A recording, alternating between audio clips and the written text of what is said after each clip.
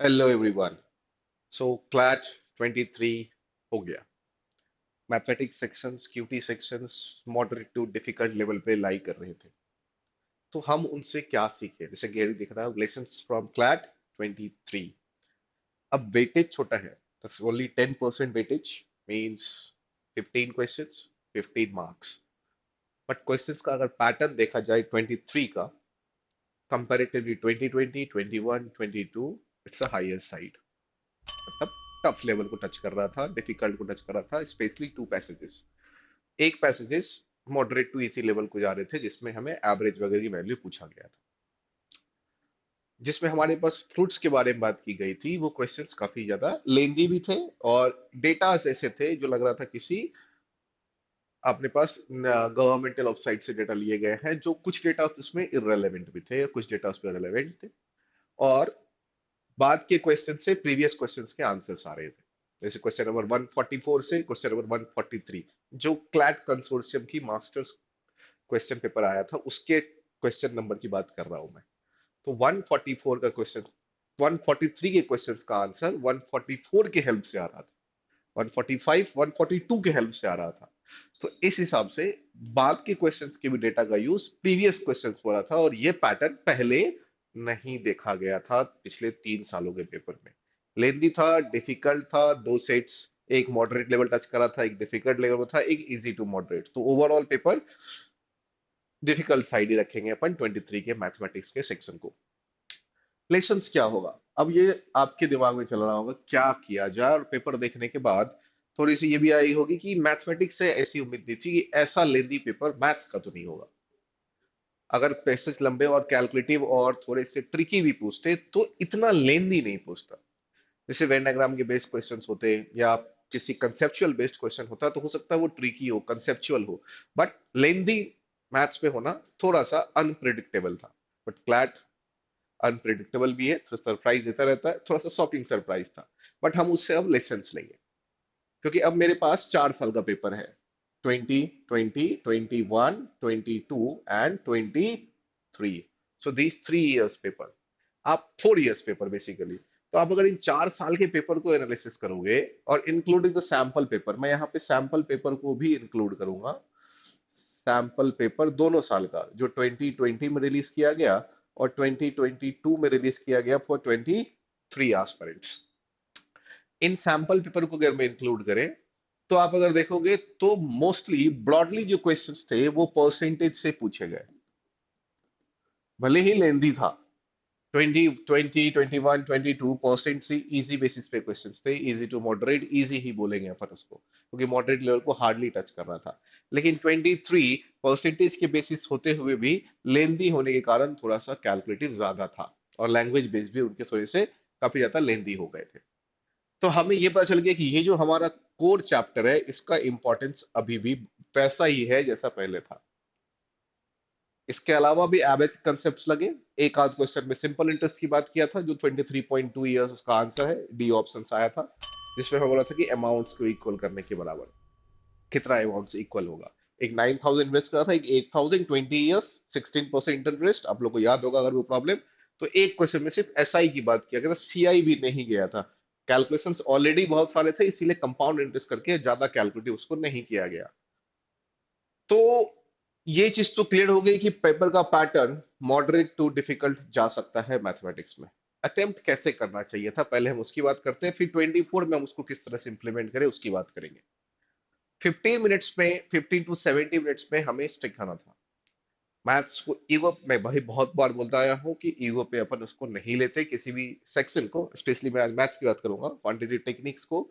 जिसने ईगो पे लिया और उसको बोला कि नहीं मैथ्स में बनाऊंगा ही, और 25 to 30 मिनट्स या 20 प्लस मिनट्स, मैं अगर बात करूँ 20 प्लस मिनट्स इसमें दिए, तो वो ज्यादा फ्रूटफुल नहीं रहा, और रहेगा भी नहीं।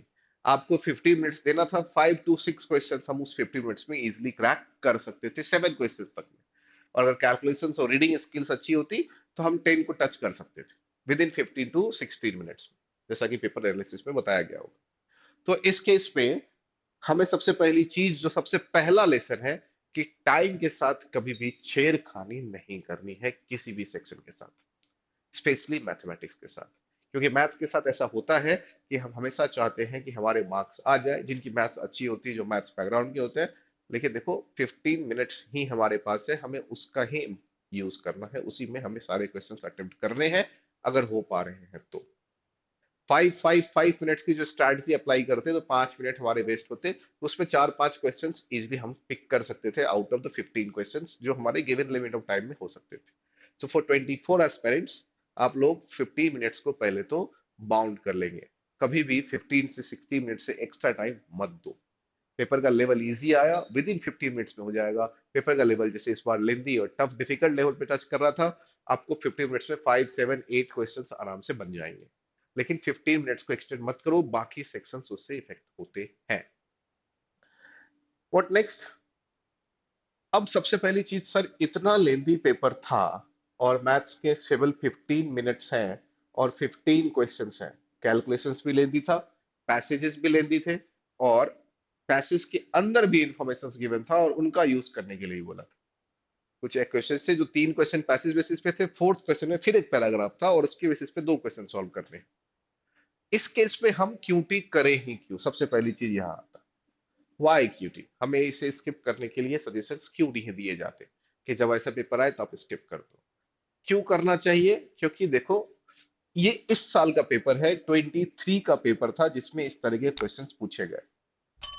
इसमें भी अगर जिसने भी विद इन 15 to 16 मिनट्स में 7 to 8 मार्क्स गेन किए होंगे, उसके साथ एज फैक्टर है। क्योंकि बाकी सेक्शंस तो सभी के लिए वैसे ही थे। बाकी सेक्शंस की अगर हम बात करें तो लीगल रीजनिंग, सबने बोला lengthy but easy, easy but lengthy कह सकते हैं। जीके थोड़ा सा आप लोगों को सरप्राइज किया, थोड़ा फैक्चुअल डेटा के आसपास पे था। लॉजिकल रीजनिंग थोड़ी सी इजी लगी। इंग्लिश ऑलरेडी काफी पैसेज बेस्ड होते हैं, लेंदी होता ही है। सबके लिए था ऐसा। मैथमेटिक्स अनएक्सपेक्टेड था, इजी और मॉडरेट सोच रहे थे, डिफिकल्ट गया। लेकिन अगर उस किसी ने 7 to 8 मार्क्स विद इन 15 और 16 मिनट्स में सॉल्व किए होंगे तो उसे एच मिला ही है। ये आपको रिजल्ट आने के बाद उसकी एनालिसिस पता चल जाएगा कि उसको एच कैसे मिला। क्यों करना चाहिए? क्योंकि जब डेटा हम देखें 20 20 21 22 इन तीनों का, तो इसने काफी इंपॉर्टेंट रोल प्ले किया। किसमें? रैंक को बूस्ट करने के लिए। 23 का पेपर ऐसा पहले भी हुआ है, 2012 13 14 सिंपल पेपर था, 15 पेपर काफी डिफिकल्ट था। अब उस टाइम भी अगर कहते हम ये नहीं करिए सेक्शन, अब 2015 के पेपर के बेसिस पे बात करें तो 16 उससे इजी था। अब 16 में उसका यूज था। 86 85 89 नंबर मार्क्स लेके भी एनएलयू काफी ज्यादा लोगों को मिले। गांधीनगर उड़ीसा ऐसे एनएलयूज मिले 85 मार्क्स पे 2015, क्योंकि पेपर का लेवल डिफिकल्ट था। तो वहां पे जिसने 5 क्वेश्चन भी किए होंगे उनको भी एज मिला होगा। तो सिर्फ एक साल के पेपर के बेसिस पे हमें ये करना कि हम इसको करें क्यों, जब पेपर लेंदी कैलकुलेटिव डिफिकल्ट था। पेपर सबके लिए लेंदी था, सबके लिए डिफिकल्ट था, सबके लिए कैलकुलेटिव था, केवल एक के लिए नहीं। जितने भी एस्पिरेंट थे सबके लिए था। तो अगर आपको एज चाहिए तो हम क्या करें, टाइम लिमिट में बॉन्ड होके जिस लेवल का क्वेश्चन है, जिस पैटर्न का प्रॉब्लम है, उस पैटर्न के हिसाब से उसी के रेशियो एंड प्रोपोर्शंस में हम मार्क्स गेन कर सकते हैं। और वो हमें कहीं ना कहीं एज ही देगा, वो आपको नीचे नहीं जाएगा। हाँ, अगर हमने टाइम लिमिट इंक्रीज कर दिया, 15 मिनट्स को हमने 25 मिनट्स कर दिया, तो फिर ये हमारे लिए नेगेटिव हो जाएगा, फिर ये हमें बैकफायर कर देगा। वहां पे हमें थोड़ा सा कॉन्शियस रहना है। तो रैंक बूस्ट के लिए, एज लाने के लिए हमें मैथमेटिक्स करनी होगी इन 2024 also. Is it time taking section? No. Definitely no. It's not a time taking section. Time taking section उनके लिए होगा जिनने इनको ले लिया है, मैं सीधी से फिर से बता रहा हूँ, ईगो पे। यानी specially for those who are from science background और मैथ्स बैकग्राउंड, उनके लिए ये टाइम सेक्शन हो सकता है। कब? जब पेपर लेंदी है, जब पेपर डिफिकल्ट है। देखो, बोलते सर डिफिकल्ट और लेंदी तो कुछ सब पेपर सारे होते हैं।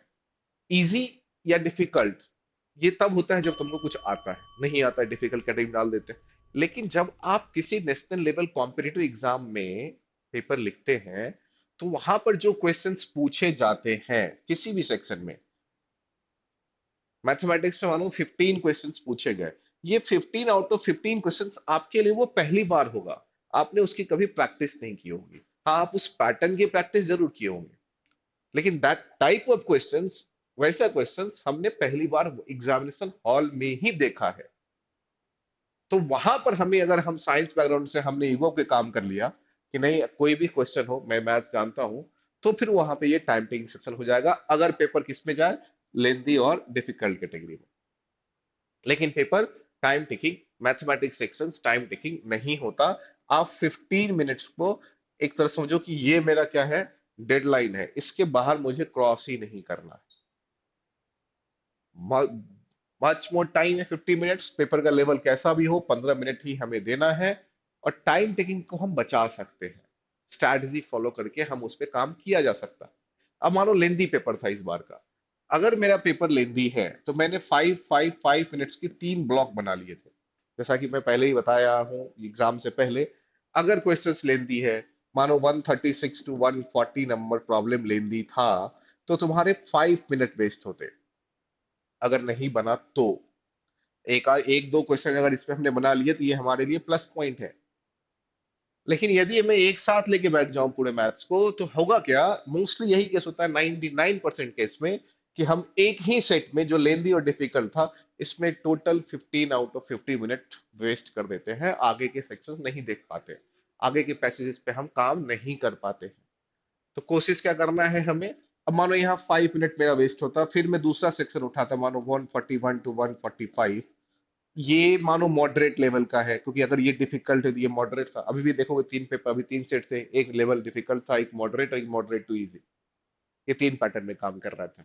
अब ये मॉडरेट है, यहाँ भी मेरे 5 मिनट से मानो 2 क्वेश्चन ही सॉल्व हुए, लेकिन अभी भी तुम्हारे केवल 5 मिनट वेस्ट हुए। अगर यहाँ भी कंटिन्यूसली दे दोगे तो 10 मिनट चले जाएंगे। नाउ अगर मैं लिस्ट लूं तो 1 + 2 3, 10 मिनट्स में 3 क्वेश्चन अभी भी हम गेन कर चुके हैं। हुआ क्या है इस बार, मोस्टली 50 मिनट्स कंटिन्यू लेके बैठे, और कंटिन्यू लेके बैठने के बाद पूरे के पूरे 50 मिनट्स मेरे एक पैसेज में या 1.5 पैसेज में वेस्ट हो गए, और मार्क्स 2 3 के क्वेश्चन ही कर पाए।